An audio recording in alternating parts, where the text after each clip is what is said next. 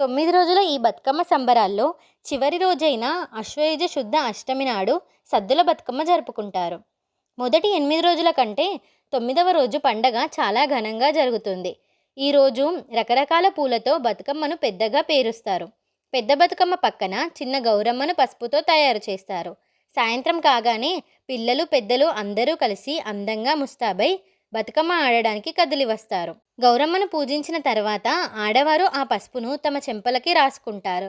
గ్రామాల్లో అయితే ఊరంతా చెరువు కట్టుకు ఊరేగింపుగా తరలి వెళ్తారు. తంగేడు పువ్వుల చందమామ బతుకమ్మ పోతుంది చందమామ, పోతే పోతివి గాని చందమామ, మళ్ళెప్పుడొస్తావు చందమామ, ఏడాదికోసారి చందమామ, నువ్వొచ్చి పోవమ్మ చందమామ అంటూ తమకు బతుకునిచ్చిన ఆ పరమేశ్వరికి ఘనంగా వీడుకోలు పలుకుతారు. ఇలా ఈ 9 రోజులు ఆడపడుచులంతా కలిసి బతుకమ్మను ఆడుతూ పాడుతూ అమ్మవారిని పూజిస్తూ ఉంటారు.